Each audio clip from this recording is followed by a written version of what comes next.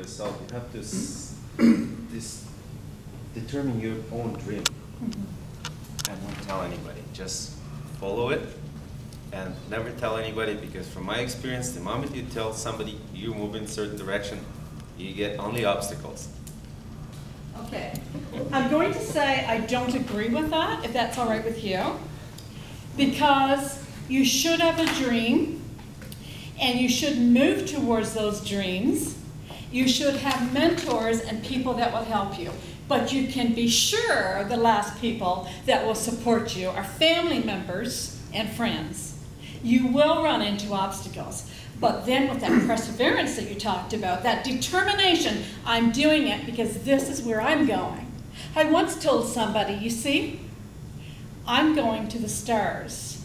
You can be the wind beneath my wings, but the more you pull down, it makes it harder for me. But I'm going there anyways. So you have to be determined to reach your goals and determined to get your dream. You've got one shot at this. Don't let anybody hold you back. Stop those lies from the past. Get rid of it. Do what makes you happy. Okay, that was very, very good. Thank you for the opportunity to have a little bit of a debate there. Yes? You know, instead of comparing myself with others, what I do is I measure my own achievements according to my capacity. Because maybe, you know, my friend can punch me, she's strong, maybe I can do it, but at least I can move my arms and my legs. Yes. Compared on your own. Yes. Your own ruler. Yes. Yes. For example, you know, I have within your own right strengths. now I have trouble with this arm. Yeah. So I'm trying to do some therapy so I can move it easily.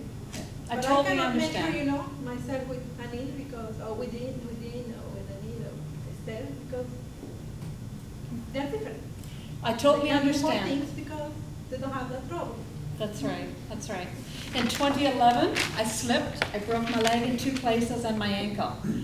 I was in a cast for over 6 months, and I had the church and the community coming, even washing my body. I didn't see my kitchen for 5.5 months. I totally can say, you know, there's a time when you can't. You can't do stairs and you can't do something. And I can't is not an excuse when it's a fact and a reality, right? So there are certain things, but it's recognizing our strengths. And you know what? If we're not strong in a certain area, it doesn't mean that that's permanent. We can do something about it. We can learn how to overcome that weakness or whatever it is, we can learn to overcome.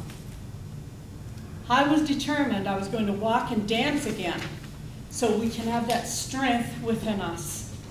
And if I didn't, then I would have had to cope with that. But I did, thank God. Yes, go ahead. I felt like you don't have to know or to be able to do everything. No, because that's why there are leaders and yes. you have followers. And in a team, you don't have to know everything because each other should complement it. You know, the members of the team. Yeah. Thank you. Thank you. Very good feedback. Oops, I can see an error. Good for proofreading. How do you talk to yourself and manage your self-talk? Do you find that it's your self-talk, your own, really, that holds you back? You know, the things that you say to yourself? How do you manage that? And when somebody's family or friends or whatever is trying to hold you back, keep asking why. My son was there from Korea. He's a professor in Korea, and he was there this summer. And him and his wife got into a, you know, like they do, ups and downs, right? And all of a sudden, she's yelling at me. And I looked at her and I said, can you tell me why you're yelling at me? Why are you yelling at me? Because Chad don't understand me. What's that got to do with me? You guys need to communicate. So in an upsetting situation, ask why. Why are you upset with me? Or what, maybe it's just a misunderstanding. Maybe we can sit down and talk. Maybe we can work it out.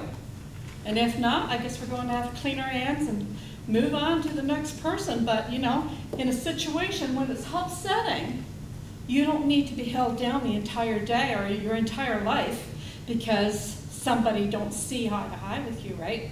So try to work it out. If you can't work it out, you know, sometimes you just have to move on. Manage your self-talk. Don't tell yourself you're stupid, you're this and you're that and something else. Here are some people, over here are some people talking about all of those negative words, right? So develop a mental toughness.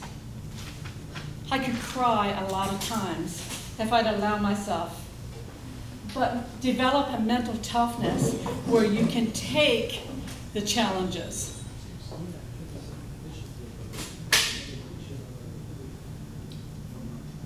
What can I do to change things? So ask yourself, what can I do to change things? If you're not happy, you can be content with where you are today. There's nothing wrong with that. But if you need to change something, what can you do to change it? Take action. So write down an action step that you can take tonight, this week, or this month, where you can make a change in an area where you need to make a change. I was this tall when I was 12 years old. I had a surgery that caused me to gain 100 pounds in 10 months. And I thought going off estrogen, I would lose the 100 pounds in 10 months. Doesn't go that way. So I started on a journey in January. Yes, I'm down 32 pounds. But when people look at you and say, you know, like, why aren't you jogging? Well, I don't think with a broken foot, even though it's healed, that I can get out there jogging just yet. However, I can take steps to lose a little bit of weight that's going to make me feel better and make my heart stronger. So it depends on what your situation is. Take action towards your goals. How about the anchors that are holding you back? What's holding you back? Can our speaker share something that's holding her back, please? I certainly can. Thank you. My parents were just so focused on wealth was a bad thing. Really, really bad. Now, they grew up in the Depression era on farms in the middle of nowhere in Nova Scotia.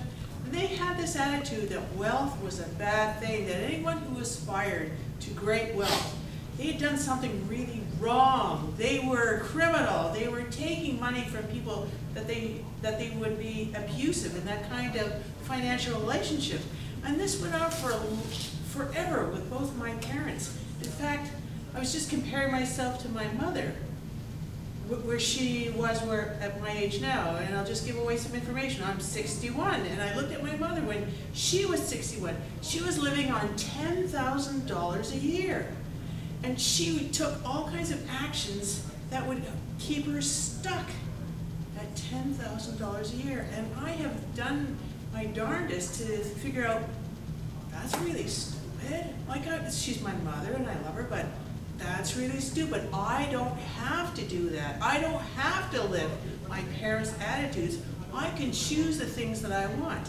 And on those priorities that I wrote, the three of them are, I have to remain healthy until I'm 95. I need to take care of my family. My daughters are 25, so they don't need that much care. But I want to be a philanthropist in a huge way. And I'm not going to be a philanthropist if I live like my mother and live on $10,000 a year. So I have to do something completely different. I have to cut the thinking that my parents subscribed to and they kind of forced on the other members of my family.